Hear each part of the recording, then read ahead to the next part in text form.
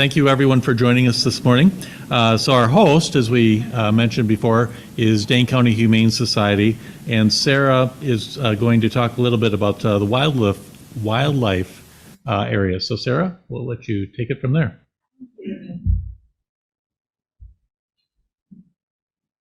All right, can everyone hear me just fine? Yeah, all right, great.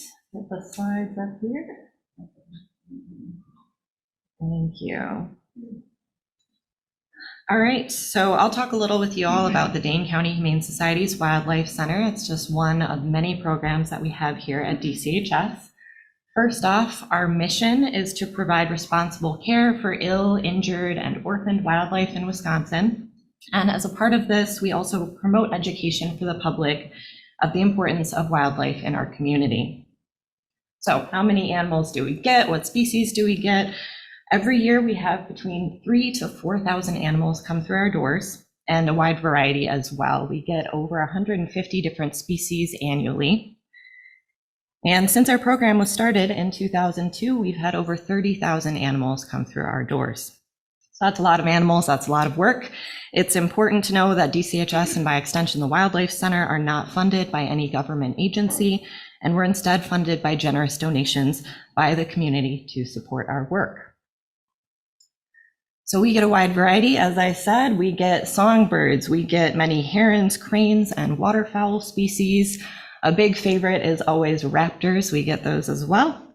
We do some mammals, and we also do reptiles and amphibians. So that's just a tidbit of the variety that we do get at the Wildlife Center. But why are these animals coming into us? Well, some of our top reasons for admission, unfortunately, are related to humans. So this includes hit by car, window collisions, human and pet interaction, as well as ingestion of toxic materials or entanglement in litter that's left in the environment. So since human structures and activities do cause so much harm, there's a bit of a responsibility to give back to these animals that are being impacted by our presence. And when they do come in, we provide them with a full physical exam. We do medications and wound care as needed.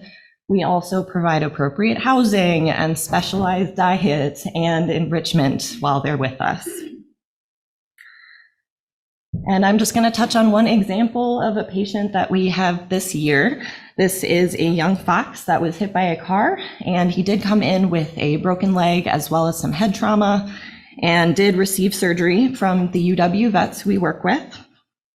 And it's been in care for over 4 months at this point, so recovering from that injury and also growing to independence since it did come in so young. And it's actually being released in a couple of days here, which is great. It's being released with other foxes that we did raise in care as well. And that's just one example of many hundreds of animals that come and receive care through our program. And that's not even all we do. So besides getting animals in, we also have other programs. We have a Raptor Reunite program. We work with arborists to reunite young raptors with their parents. So we don't want to keep animals that we don't have to in care.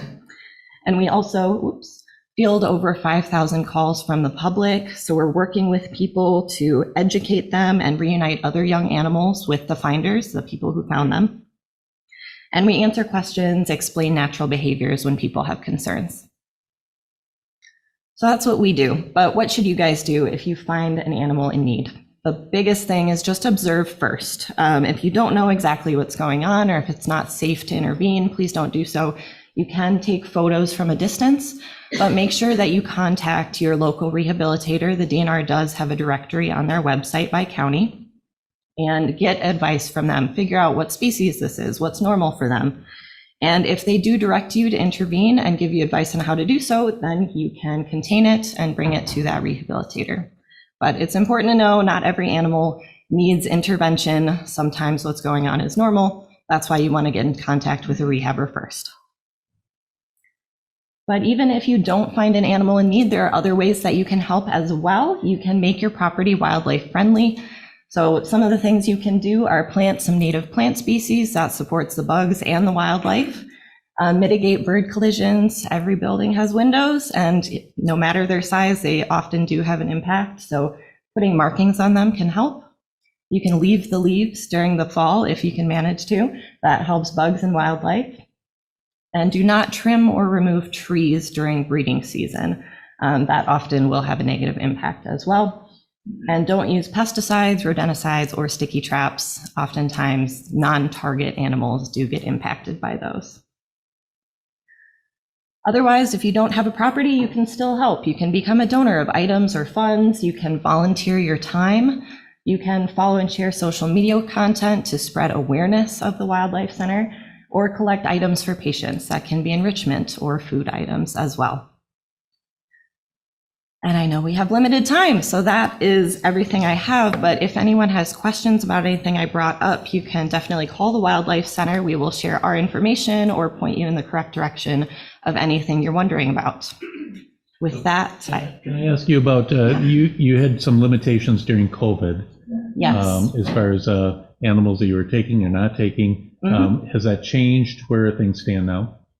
We do still have limitations through the DNR legally on what we can and cannot do, as well as our capabilities with some avian influenza. If people have heard about that going around as well. So that's why when you call us, we can give referrals to other centers. If we're not able to take an animal, we can let you know if there's another place to go. Great. Any other questions out there? All right. Thank you, Sarah. Okay, we appreciate it. All right, and then Group Health Cooperative is one of our annual sponsors, been with us for many years. We appreciate that. And Mike Polk is here from Group Health Cooperative. Fill us in on what's going on over there. It's a busy time of the year for GHC. Yes, it is a very busy time of year, but I'm going to actually focus on something a little bit different. As a member-owned nonprofit healthcare cooperative, we obviously, well, not obviously necessary to everybody, but we provide health insurance and health care for the community. But something that's very important to us as well is community giving. And so when we're out there, you see us focusing and addressing our giving to inequities in the community, serving the uninsured, and providing direct access with meaningful care. So not only providing health insurance, health care, community giving is very important to us. We have 4 strategic pillars that we like to strategize with, and one being strengthening access to health care. So we help create support and strengthen a pathway to healthcare for the most vulnerable in our community. Another pillar is spreading health knowledge. So we use our expertise in the community to be able to spread knowledge. We serve through volunteerism. So our employees are also volunteering out in the community, whether it's healthcare related or just helping other nonprofits. And we also sponsor health related community initiatives. And just one example of many, because it's the start of the school season, we do have a Bridges to Access program. So what we do is we actually help homeless families and get their children and the adults, but mostly the children, in for primary care visits, making sure they're healthy when school starts, as well as then actually transitioning them to the Badger Care program. So, which is the state-run program helping to provide insurance and health care for the needy. So that's just one program. And then we also partner with other schools in the Madison district, providing supplies, again, healthcare, anything needing specifically to these particular, mostly elementary schools that are in the community that are in need of assistance. So we pride ourselves in community giving because we are a nonprofit as well. And we just love to be a part of the community, is keeping it healthier and more vibrant. Thank you. Thank you, Mike. All right, and next we have our general sponsor, which is Britt from Cottage Grove Chamber of Commerce, and her entourage that came with her today. Here's Britt. Well, as much as I'm an extrovert, I'm actually a little nervous. Oh. Yes, my name is Britt. I'm the executive director for the Cottage Grove Chamber of Commerce, and I promise I will keep this under 5 minutes. Just wanted to talk a little bit about my history and experience growing up in a small business. My parents owned a supper club in Monona for 30 years.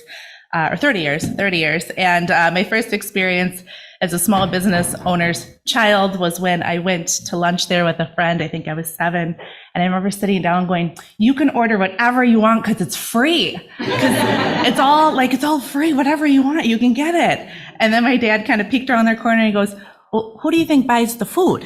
And I was like, well, it's free. I mean, we own it. And he's like, well, I buy the food, you know? And so it was kind of like a first experience of, that's right. Okay. So it's not free. Anyway, so growing up in a small business, and I've only worked for small businesses ever since I left college. For the last 20 years, I've only worked for small businesses, and actually, which is women-owned businesses. So I definitely have a history of how important it is to have a buy local campaign within your community. And I've known Dane Buy Local for many, many, many years, and what they've done, not just for Cottage Grove, but for Dane County in general, and what their support system gives to small businesses and local businesses. And within our own community, in our own Chamber of Commerce, last fall, we relaunched a new brand of our Cottage Grove First campaign. The logo was a little bit outdated. The campaign kind of died down, and the initiative behind it was, thank you. The initiative behind it was to stop and think Cottage Grove first before you leave your community. So whether you live there or work there, I do both. I live and work there. If I needed something or I needed a service, to stop and think about what is in my own community before I leave and go shop elsewhere. So we relaunched the campaign last fall. It was a huge success. We rebranded the logo. We got sponsorships on board. We did yard signs and put them up all over the community. We did window clings. We had signage talking about what local spending does for a community and how your local tax dollars stay within your community. And it wasn't just necessarily chamber member related. It wasn't just about promoting chamber members. It was actually about promoting the entire village and town of Cottage Grove, Wisconsin. Again, just thinking about services that you need, accounting, businesses, restaurants, pharmacy, et cetera, et cetera. And it really it's hard to measure a campaign like that, right? Because unless you know of every single person that's shopping in Cottage Grove every single day, you don't. But what we did get was positive feedback from our businesses and our residents that would reach out to me personally or one of our board members and say, hey, I saw that logo up all over the place. And I think that's really neat what you guys are doing. And it made me stop and think. So now I take my cars over to Graham's Auto, which is right down the block. Why didn't I do that before? Why was I always leaving and going to Madison? So definitely had a positive impact. We were super proud of it. And we made 3 videos. One we shared the last time that we were here in March. And then this is a different video specifically talking about Cottage Grove First, and Elf and John Loeffler from Bacon Sun Prairie, and then also Josh from Oakstone, who is the owner out there. So I will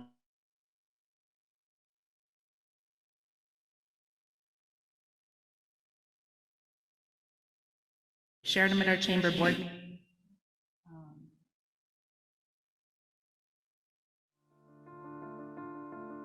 Cottage Grove First personally means that we've got a lot of amenities.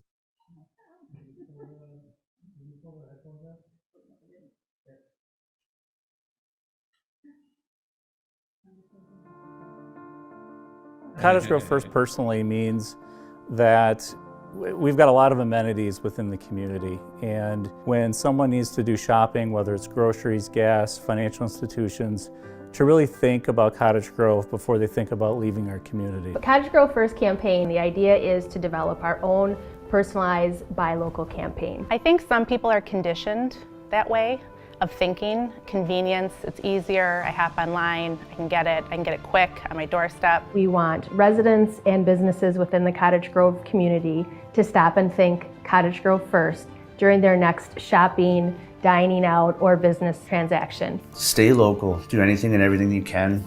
Fine. If you need a plumber, if you need an electrician, if you need groceries, if you're hungry, banking, the whole 9 yards. If you can find it here in Cottage Grove, help them out. If people stop and think Cottage Grove first in terms of maybe there's someone here or a business here that I can go get that exact same thing, and it's literally just a few steps away.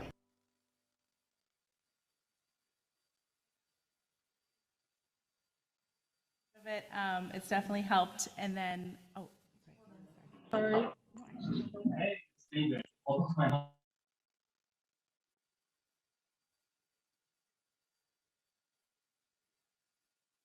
We did not do that second video. It's probably just YouTube. Yeah, it's all good. We've all been there. So in addition to that, we decided last spring to renew a leakage study that the Chamber of Commerce had provided back in 2015. And because of the growth of Cottage Grove and all the new businesses that have come out there, we felt like it was time to redo the leakage study. So we were partnered with the Village of Cottage Grove, and hopefully we'll have the study done by the end of the year. But I know you all are doing something similar, just to try to assess what we have, what we need, what there is. What is not available in Cottage Grove right now. So it's having folks leave the community to go do their shopping or their services, and then kind of just get a gauge on where we're at in terms of businesses, what is needed, and what we could use more of. Back in 2015, it clearly said restaurants. We had 3, I think, and maybe 4, and more restaurants came, and it's had a positive impact. And so it's been really good. So thank you. I think that was probably 6 minutes. I'm sorry. Oh, that's okay. So we're all dying to know, what was the business that your parents owned? Oh, Lesky's Supper Club. Ah. Yeah, there's a certain generation in here that are going to go, oh my gosh. Then there's certain generations going to be like, huh? Supper Club, they sold it in 2001. So it was in Monona, where Tully's is now. So it doesn't look the same at all. They gutted it. But yeah, so Lesky Supper Club, it was an amazing establishment. Yeah, thank you for saying, oh my gosh, because I love hearing that, because it was a huge part of my life and the community. And my father always said local civic organizations are what kept him in business, by the way. I'll end with that. It's truly, like all the Chamber of Commerce's and those days, Lioness, Lions Club, Optimist Club, Nona Businessmen's Association, all of that kept him alive. Yep. Is what he said several times. Great. So, thank you. Thank you, Britt. All right, next on the agenda here is a message from our board president, Kurt Brizard, who's with Reach a Child. Kurt.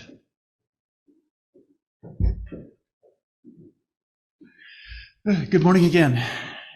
And geez, before I forget, Mike talked about GHC and their impact in the community. Reach a Child is a small nonprofit. We deliver children's books to the first responders so they can comfort children that are in a crisis situation. And GHC has forever been a huge supporter of Reach a Child, so thank you, Mike. Part of my role this morning is to just offer a reminder that we like to continue to add members and to give them the opportunity to interact with all of you, support you, and receive support from you. And as a small token of our appreciation, when we bring new members into Dane Buy Local, there's a $25 gift card that goes to the person that refers that new business. And today we're going to be highlighting 2 businesses. ARIA Benefits, they're kind of in the business that Sue is in, a bit more narrow, so kind of employee benefits, things like that. And they joined us recently thanks to a referral from Ken Yang. So Ken will be getting a $25 Dane Buy Local gift card. And then I'm very likely going to mispronounce the name of this business, but it's Diakonos Designs. They're in Stoughton. They've actually been around for a long time. I spent some time on their website. They do really, really cool things, and they have a strong faith focus. So really a neat business. And they came to us thanks to Carrie Shannon. So Carrie will be getting a gift card as well. So again, If you have the opportunity to introduce business owners to Dane by Local, we really appreciate it. And we'll have a membership campaign, a membership blitz later this year, thanks to Paula and Megan and Lenica and others. I also want to just pivot to acknowledge that we have 4 new board members here at Dane by Local. And you briefly saw, there she is, there's Shantae McCullum. Somehow she's able to just stay very fixed and not moving her lips at all, or not even blinking. I don't know how she does it. But Shantae is a beautiful person on the inside and the outside. It runs those 2 businesses that were referenced earlier, and delighted to have her on the board. You saw Paula Severson, again, Bank of Sun Prairie. And Paula, I guess I should mention that I had the option of coming here today or spending the day at a golf course down in Lake Geneva with the Bank of Sun Prairie. And of course, I'm here. I don't care to comment. No more judgmental comments about that. Eric Hudson is in the back of the room, and I so much enjoyed meeting him some weeks ago. He has an amazing life story, and he and I share a military background, and he's just going to be a great addition to the board. And Zoe Schuler has a wonderful business on Mineral Point Road. And Zoe's not able to join us today, but she is the 4th of the new board members. Excited to have all of them. So thank you in advance for your thought leadership. I just wanted to share a few quick stories that I think will tie in really nicely to what Britt was sharing a moment ago. First of all, you may recall the last time we were gathered here, Brittany Graber from Ula Eyewear was talking about how there's going to be a sale that coming weekend for eyewear. So I went and I bought, and I am wearing new eyewear. So, And they look good. Thanks. Another story is that one of the things that I do, now it's very much part-time, but I help out at Glacier Creek Middle School in the cafeteria. And I was there yesterday, and the routine is one class comes in for lunch, then the second, and then the third, and then the final one. When the final one has gone through the lunch line, there's always food remaining. And yesterday it happened to be chicken sandwiches along with pizza and beans and maybe 1 or 2 other things. But all of that food gets tossed. And it's frustrating, and I just hate to see it, but that's the policy. And it's probably done in every single school in the area, maybe in the state, maybe in the country, but it's still, I struggle with that. And so I had a conversation with the owner of Curbside Composter. It's a Dane by Local business. And hey, you know what? Excuse me just a minute.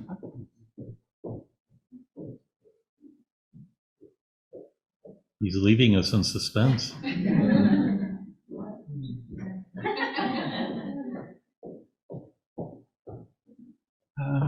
So Derek, he presented to this group probably 2 years ago, and what he does is he provides his customers with a number of bags that look like this. These are compostable bags, and so my wife and I would put compostable items into here, put in the freezer, and then every Friday, in our case, we put it into a big bucket that Derek also provides out onto the sidewalk, the curb, and he picks it up and takes care of it. So I've talked to Derek about, is there a service that he could provide to the schools? And at this point, there's not, but I know he's continuing to explore ideas and have conversations. But for the rest of us, please know that this is an amazing service. I just love it. And just the 2 of us, we can fill like 3 bags in a week. It's not uncommon to do that. So you think about all of that stuff that was going to go to the landfill is now getting composted. So this is kind of an unpaid ad for Curbside Composter. But I always speak from my most recent experiences. Yesterday, all that food got tossed. Today, maybe Derek can find a solution for that. But meanwhile, the rest of us can use these bags thanks to a curbside composter. Okay. And then the last story is, so I told you about Reach a Child, and it's not uncommon for nonprofits to have on their website an Amazon wish list. Tom, maybe Madison Reading Project. In fact, they do have that, don't they? And so the idea here is if you want to support an organization, you can go to the wish list. And in our case, we have half a dozen Spanish language books, which are really powerful. But they cost about $12 or $14. And Amazon and Dane by Local, they just kind of don't get along real well. And so I've been looking for other solutions. Yesterday, I spent time at a business over on East Badger Road. It's called Books for School. Tom, you might be familiar with that. Okay.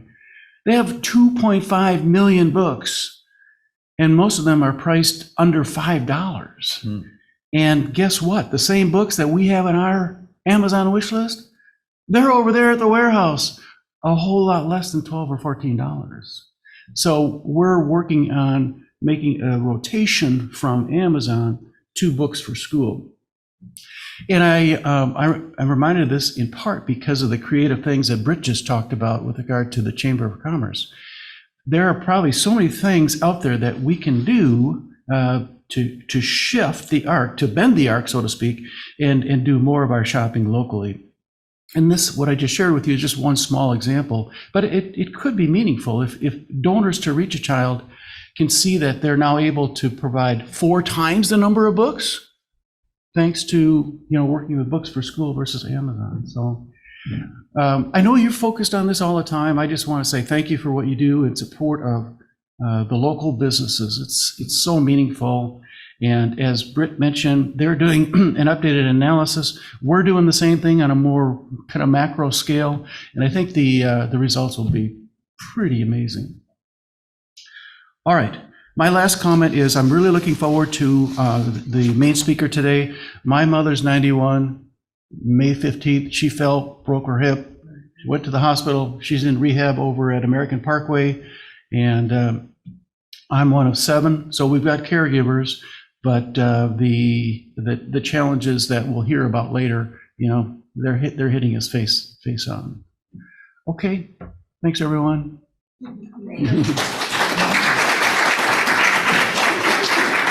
Thank you, Kurt. So good job on finding a local alternative to Amazon. That's not easy to do sometimes. So thank you for doing that. Whether they're a Dane by Local member or not, supporting local obviously is very important to us. And anytime we can do that, we can switch to a local opportunity. We want to be able to do that. But I'm preaching to the choir here. So please spread that word to others as well and encourage them to do the same. The other thing that's come up a couple of times this morning is the research that we're doing. So this is a national organization that goes into buy local organizations like Dane by Local and analyzes the market as far as how many dollars are staying in the local economy before it goes elsewhere. So you've perhaps heard that when you spend $100 at a local business, upwards of 57%, maybe even more in some cases, will stay in the economy as opposed to spending it at a big box store where it could be as little as 23% of that $100 stays in the local economy. So it's that kind of research that we're looking to find out here in Madison and in Dane County.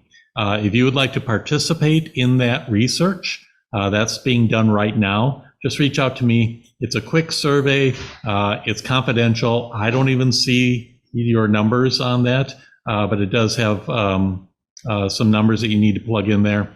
But it's very helpful as far as the research is concerned, and we'll be able to use this for a number of years down the road.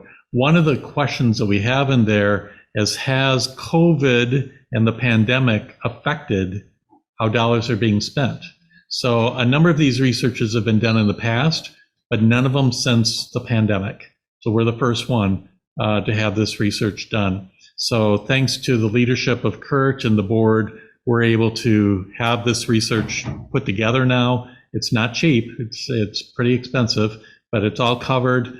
We also have some support from some of the various cities, City of Madison, Middleton, Fitchburg, Sun Prairie, and Dane County have all helped out as far as providing support to this as well. So we appreciate that. But please do participate in the survey if you've not done so thus far to provide that information. So with that, we'll go to Jason here, and he'll do our next introduction. Okay. Jason wears lots of hats here. Can you tell?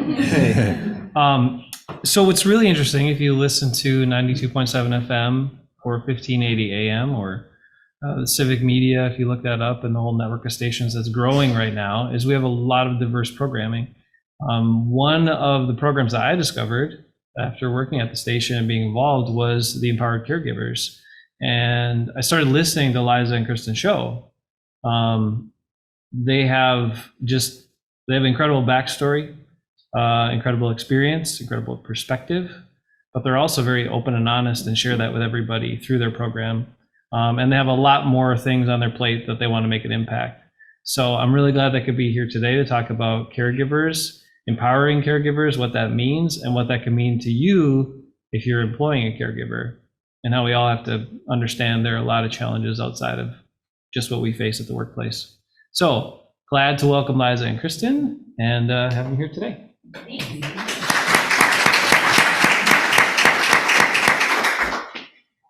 Hi, thank you, everybody. The wonderful introduction and the opportunity to get to talk with you. Yes.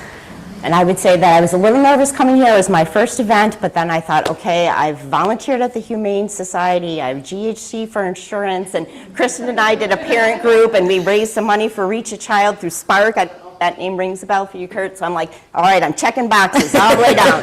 I'm here. Exactly. I belong. Okay.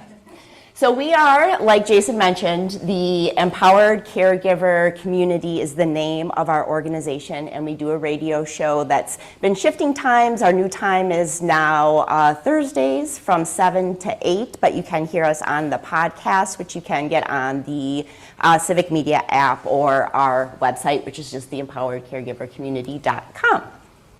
Is that AM or PM? PM, yes. Oh, I do have a clicker.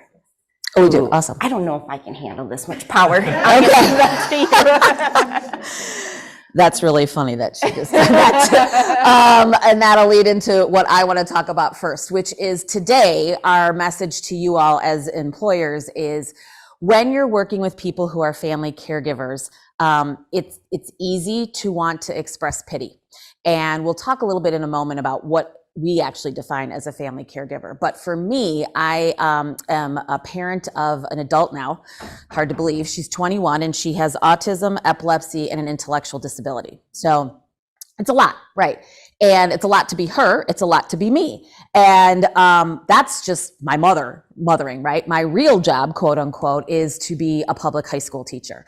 And I've been teaching for almost 28 years. I'm currently on a leave of absence, and I want to point out that when it comes to retention, it was important for me to analyze and see how my dual role got impacted.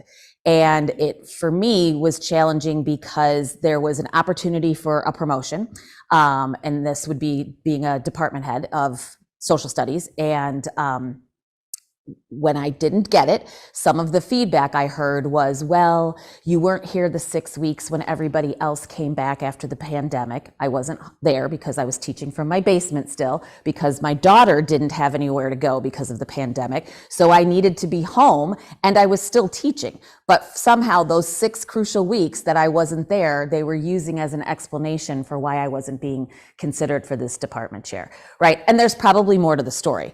I don't want your pity, right? I didn't want their pity. I could see their pity oftentimes through the years. My principals would, and my administrators would just kind of, when they would see Nicole at school, but I needed their understanding. I needed their empathy, and I needed their collaboration. I needed to be able to talk to them about how this situation isn't something that's going to hold me back from what I'm going to do as a professional, because I know how to manage my demands. You don't need to do that for me. You don't need to presume that you know what my demands are, right? As my employer, you can expect out of me what you need to expect out of me, and together we'll figure out how we can match that.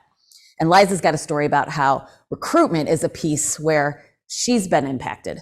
Well, I think for me, my husband was the primary breadwinner, as you would say, and so it was really my responsibility to look after my son. And I have a son that is 18 years old that is on the autism spectrum.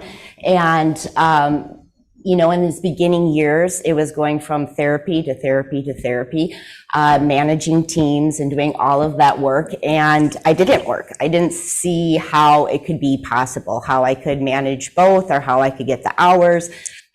So I stayed home with him, which isn't a problem. I don't regret that. But in regards to the employment, it kind of left a big gap in my resume, and now he's off to college and my resume is kind of blank. It also meant that I didn't contribute into a 401k or paid into Social Security, so the long-term benefits of that I will see in the future. So for a lot of people, just even entering the workforce can be a difficult challenge when you're a caregiver. And so again, our purpose today isn't to look for pity. It's to raise awareness on the impacts of being a caregiver and what employers can do to create a caregiver-friendly workplace.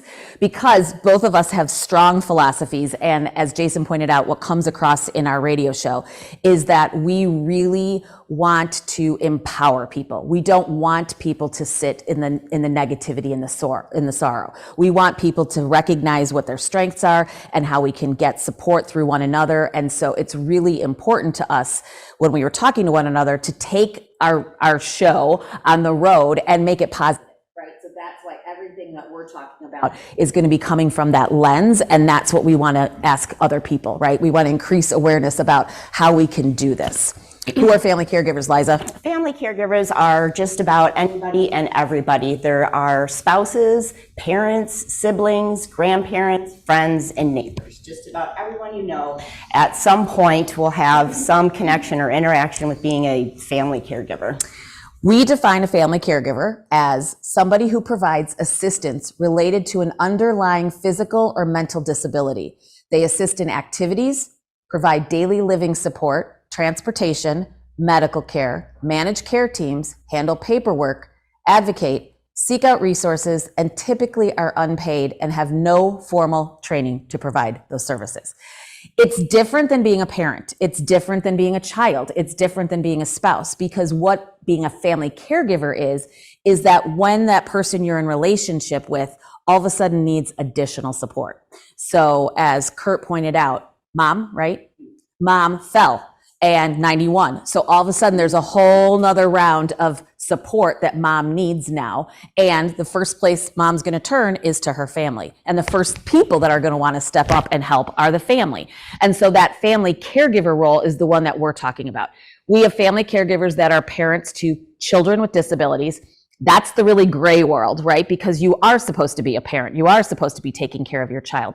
But when he or she has an additional challenge or disability, your role as a parent, I guess I should speak from the I, my role as a parent was very different than when I'm parenting my neurotypical.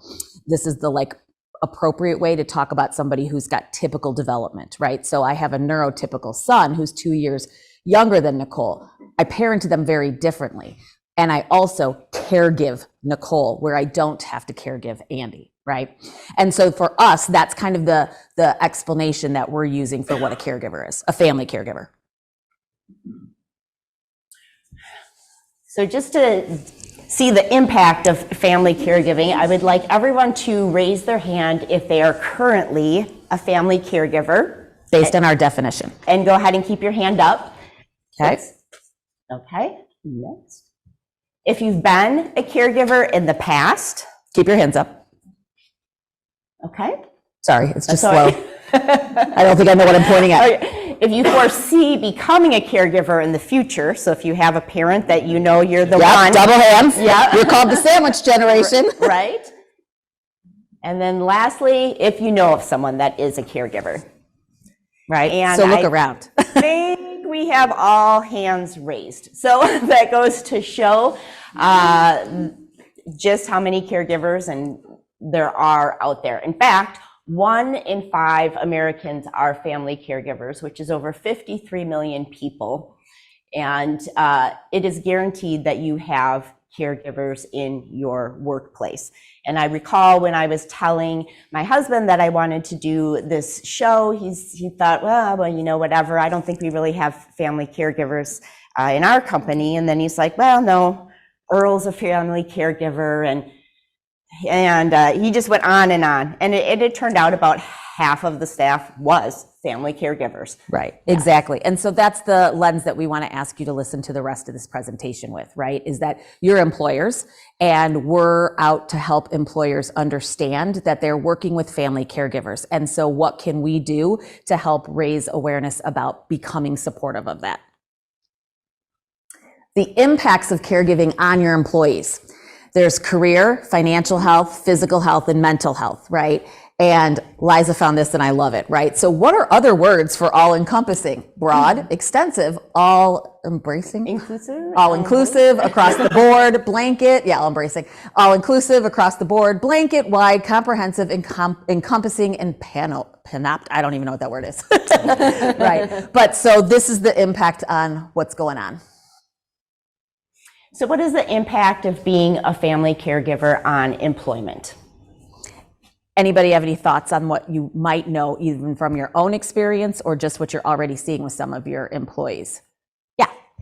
Well, I would say that until I started working for Dane by Local for many, many years, because I have a son on the autism spectrum, and it's so unpredictable that I consistently put myself in only volunteer positions or positions that didn't hold a lot of value, because, you know, he may have had something happen and I needed to rush to get to him. Or we had to go to therapies 3 times a week and treatment. And so for myself, like you're talking, there's a gap. And I feel like I learned so much, but you can't, it's hard to put that on a resume. Like I have so many skills at this point in my life, but most of it's either volunteer work or caregiving. Because I don't want the responsibilities really hard to hold on to and the expectations, you don't want to accept your expectations. Right. Exactly. Thank you for sharing. I appreciate that. Yeah. Caregiving and employment. 3/4 of caregivers under age 49, so think about that age, it's the sandwich generation, are employed. More than 2/3 of working caregivers have had to make an accommodation at work, right? They've had to do something or ask some kind of request or flexibility. Go ahead. Lost income due to family caregiving is estimated to be a staggering $522 billion each year. So thinking about our audience yesterday, I was like, that's money that's being taken away from all of the businesses in Dane by Local, right? So if I'm not able to work because I'm family caregiving, I'm losing $522 billion a year, not me individually, Well, slow right? down, yeah. I wish, right? I've never been worth that, right? Especially as a teacher. But we are taking that money out of the local economies, right? And how they could be used. And then last, caregiving is associated with early retirement, that's my story, and other work-related impacts, such as giving up work entirely, reducing work hours, or taking a less demanding job, as she shared. What am I supposed to be pointing at? Where is it? Me either. It just sort of seems to happen, and then I'm like, I don't, okay. Caregiving and finances. How does caregiving impact one's finances? Well, in addition to lost wages, like in my situation, caregivers may lose the ability to get health insurance or contribute to Social Security, retirement benefits, and there's evidence that caring for a parent in midlife substantially increases a woman's risk of living in poverty in older age. And I can only say that they use the example of women because women primarily do the caregiving role. The estimated out-of-pocket per spending on family caregiving is roughly $7,000 per year. And only 45% of all caregivers indicate that they have plans in place for their own future care. And these numbers, of course, are even lower for those earning less than $50,000 per year. The AARP is one of our major resources in trying to figure out how to spread our message. And we had a great show last Thursday with a gentleman who advises them he's a psychotherapist, and he does a lot of blog writing about how this is something that's obviously growing because our healthcare system is better. People are living longer. And now what we're having is these people that need family caregivers, right? Or some type of caregiving. We don't have a social system set in place governmentally to handle the influx of people that are getting older, right? And so more and more is ending up in the laps of families. And so again, more and more of that is going to be impacting you and your employees. Caregiving and mental health, this is for the GHC folks, right, and other people. The vast majority of family caregivers never use respite. That's an opportunity to get a break from what you're doing. Citing barriers such as cost, availability, inconsistent provider training, and reluctance to leave their family member in someone else's care. This can lead to increased depression, anxiety, and feelings of isolation. Caregiving and physical health. Chronic stress related to the challenges faced by family caregivers has been linked to increased risk of heart disease, cancer, high blood pressure, obesity, and reduced immune functioning. And again, the AARP is one of our major resources that's doing this kind of study. So these are scientific based.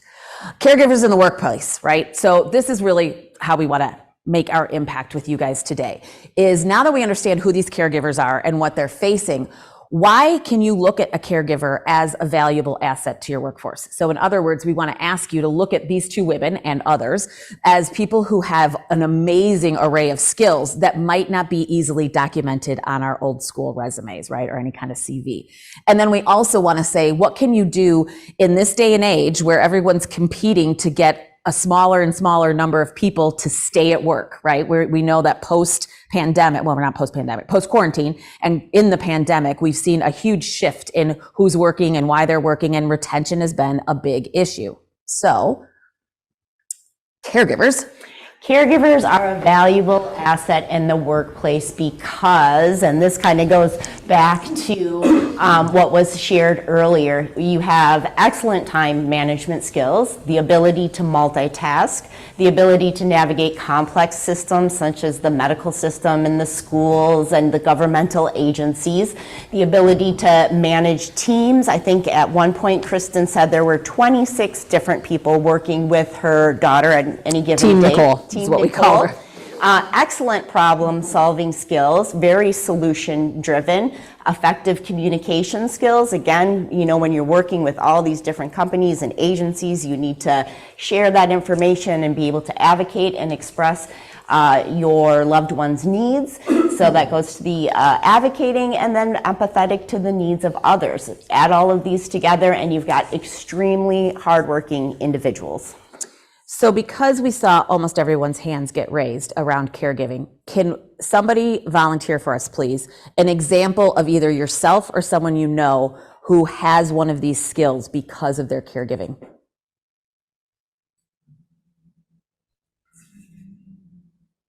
I can keep sharing. Sure. So I know of another mother she has 5 children, one's adopted, 2 have special needs, and she spends most of her days, at least 20 hours a week, if not 40 sometimes, navigating the government and the healthcare system. And I would say, like, you can tie that back to somewhat to lost wages for employers. Just, I know it's a very huge feat, but healthcare and a lot of these finance issues are really, really specific. And so being able to, your insurance, like a basic insurance doesn't cover most of the issues that we would caregiver will need. Right. So knowing that too, but I would say, her name's Melissa, but she's a fantastic, she has a fantastic ability to navigate. Thanks. Anybody willing to share with somebody that either, again, you're taking care of, or you know someone who's taking care of an elderly parent or somebody who's aging and dealing with that?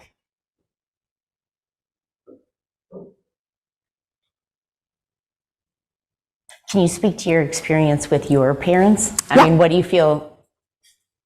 I think the ability to effectively advocate is huge when you are a child trying to figure out how to help your parents get the sort of medical care they need, and to understand how to do that in a respectful way as they're dying, right? And helping them understand they're dying, helping everybody else understand that this is a natural part of life.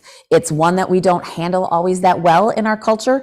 Many religious backgrounds do, right? So I'm not going to assume what any of your backgrounds are or how your family might handle death. But our family was Roman Catholic, and both of my parents have since passed. And death was something that we knew was happening, but it was something we never talked about until it was right here in front of our face, right? And so just really having to learn how to advocate for what my parents wanted. And they ended up wanting very different things than they thought they wanted when they were, in their 50s. And I would be like, what's going to happen? And then they also wanted very different things from each other. So trying to respect that and trying to be able to advocate for that with a medical system that's trained to keep alive, keep alive, keep alive, right? And so it's not that it's a bad thing. It's just it created a whole new level of advocacy that I had no idea about until I was living it. So I just want you to understand that, again, these are very subtle skills that people have to develop. You've probably had to develop them in different situations you're in life, but these can be incredibly marketable as an employee when you're coming into, whether it's a small business, a large business, whether it's local, whether it's, international. So just asking us to keep that in mind. How can we support caregivers?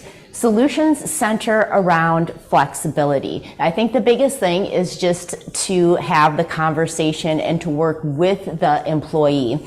We've all learned during the pandemic that remote work can be possible, along with job sharing and flexible schedules, and then offering paid caregiver time off, which is separate from vacation and sick days. A lot of caregivers use their vacation and sick days to do caregiving duties, therefore they can never get sick or go on vacation, or have unpaid time off without the fear of losing their job. Right. So again, asking you guys as employers just to look at that list for a second and think about what can be realistic and what might not be.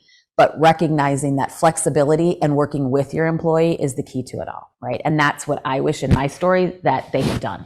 Because unfortunately what happened is 1 or 2 people worked with me about being flexible and staying at home when everyone else went back to the classroom.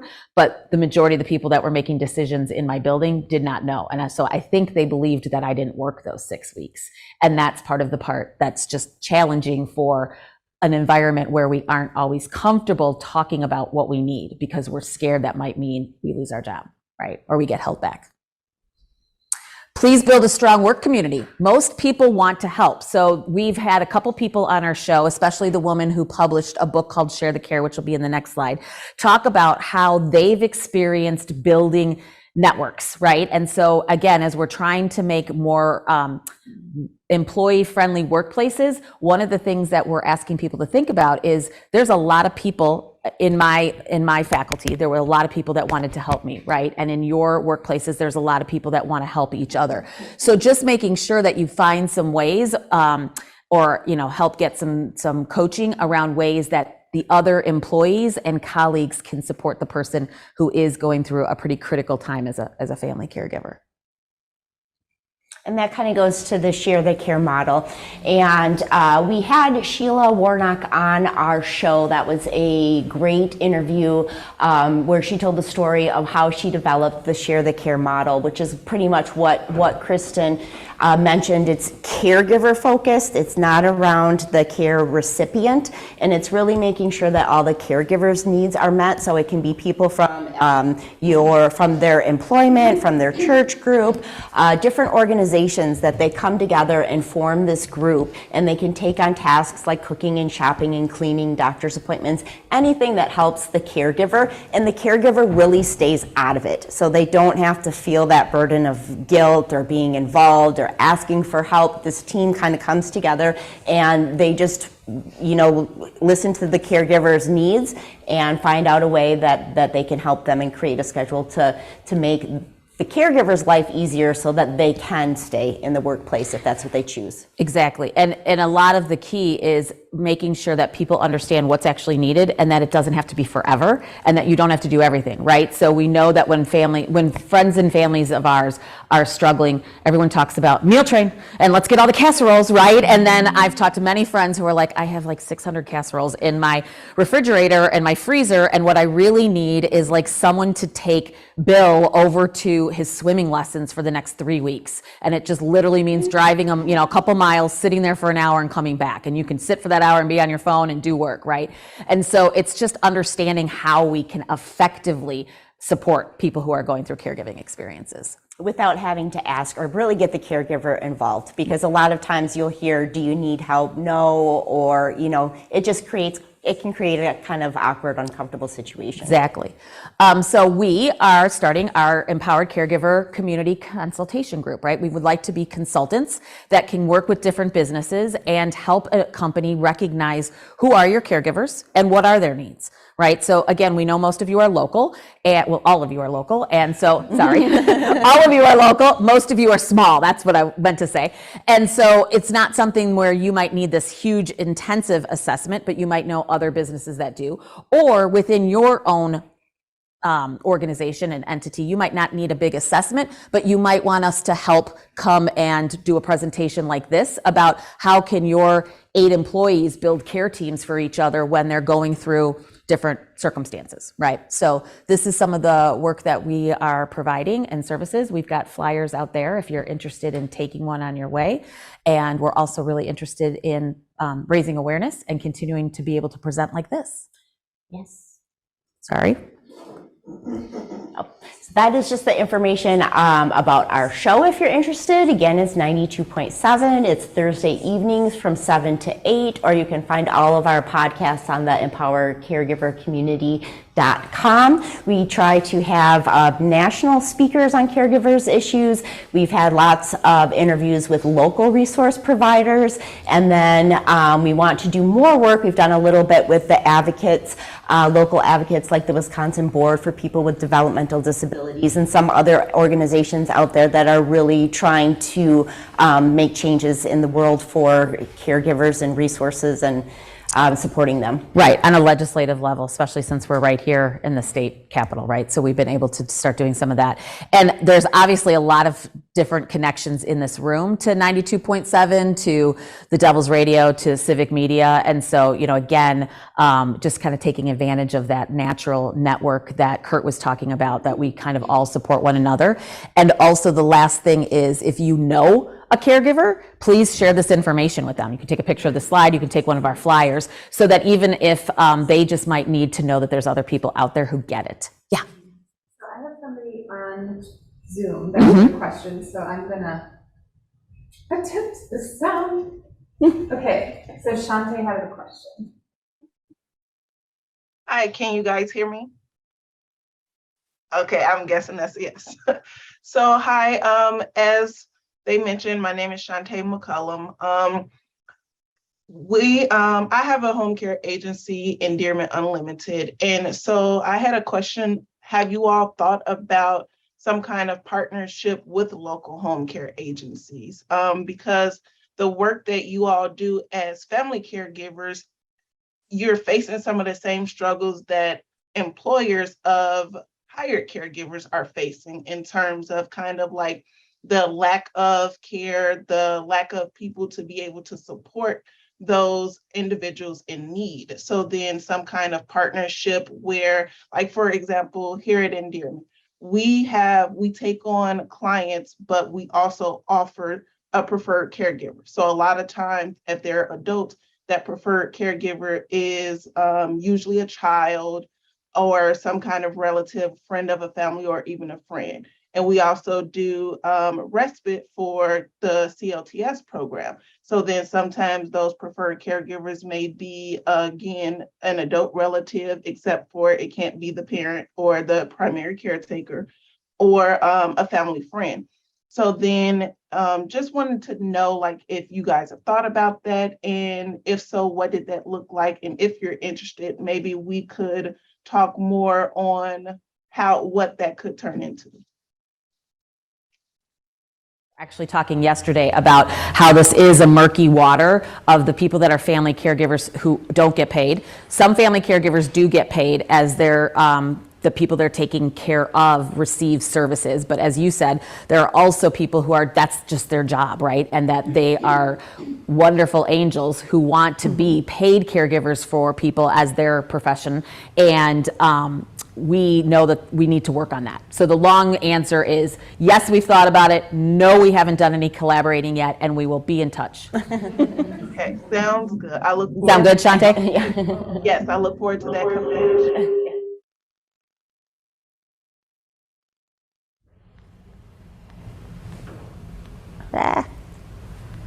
Maybe now I can't. Do you want to just advance it? Yeah. The last thought we want to leave you with is a famous quote from Rosalind Carter. There are only 4 kinds of people in the world: those who have been caregivers, those who are caregivers, those who will be caregivers, and those who will need them. So thank you for your time. We really appreciate it. Here's all our information, and love what you guys are doing. And again, thanks for having us. Thank you.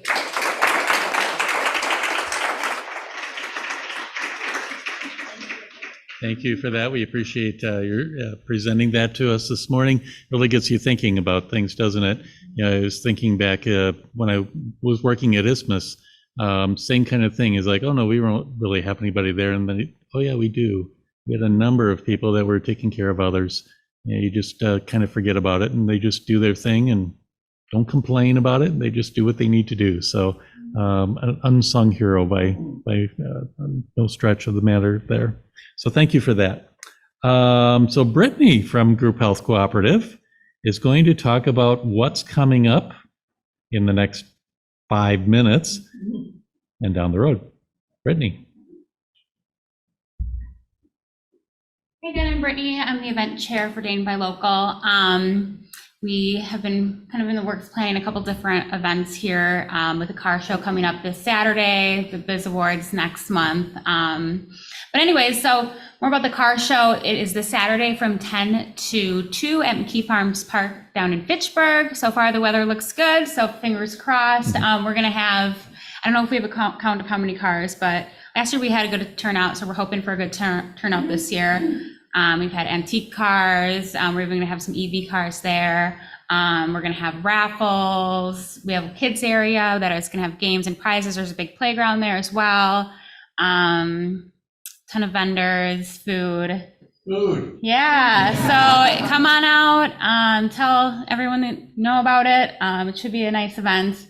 It's free to come, and then everything, obviously there's vendors there for food and whatnot, so it'll cost. But so anyways, in the spirit of the car show, we had a car wrap contest today. So we invited anyone who had a car wrapped to come and kind of show off their car. So in a couple minutes here, we're gonna go outside. Well, I think Colin's gonna do the raffle first, but after that, we're gonna go outside, kind of take a look around the cars. We're gonna vote for, you can vote for your favorite car. We'll draw a winner, and what is the prize for? It's oil change, $50 an oil change. change. Yeah, so the winner will receive a free oil change from It's from Egan, one of our members. One of our members. So great. So we'll do that in a couple minutes. So Colin, if you want to do raffle, and then everyone can kind of head out there, and then they can leave from there. We'll announce the winner outside. Great, terrific. Thank you. Thank you for that, Brittany. So we'll do the drawing. If you want to bring that up to the front here, Paula. Did everyone put their business card in the container for the drawing? It's a $25 gift card from Dane by Local. And why don't you go ahead and draw out the winner? I would also watch the drawing. I would also note that the car show this Saturday, we are highlighting 3 local nonprofits, so local veterans and active duty military. And yeah, yes. Well, now I'm doing that. I just wanted to note that at our car show this weekend as well, we have a community sponsor outreach, which will be Madison B-Cycle. And that includes 3 nonprofit veteran active duty military organizations. Just a meet and greet. They have all their stuff out there. They have their merchandise. Ketchum's Got Your 6, Objective Veteran Smile, and Ben Jackson Foundation. They're all three really amazing groups. Just come say hi, give them some support. Okay, so our drawing for the $25 gift card is Tom Kabinski from Madison Reading Project. So we'll send that to you, Tom. Congratulations. So just a couple of items to take note of here at 9:30. In just about 15 minutes or so, we will have a member orientation. If you'd like to review the benefits of being a member of Dane Buy Local, whether you're new or been with us for 15 years, you're welcome to join us. We'll just be doing that here, so you can look forward to that. The next breakfast is November 15th. Take note that's a little out of our normal time frame. Usually it's the second Tuesday, but the second Tuesday is an election day. So we're moving it to the third Tuesday of November for the next breakfast here at Dane County Humane Society. The Biz Awards are coming up. That's October 12th. Tickets are available now. And in the next day or so, we'll be announcing all of the nominees that have been submitted to us. And of course, come to the event on October 12th to find out who the winners are of that. I will tell you that there are people in this room that have been nominated. You'll have to check out the list. Jason has his radio show and is always looking for people to interview, and that is a benefit of being a member. Make sure to talk to Jason, get that scheduled. And Lenika's been working hard on the job board that's available. If you're having trouble finding employees, we do have that opportunity there. Talk to Lenika, she'll help you out on that. With that, we will move outside and vote for your favorite wrapped vehicle. Thanks everyone for coming. Have a great day.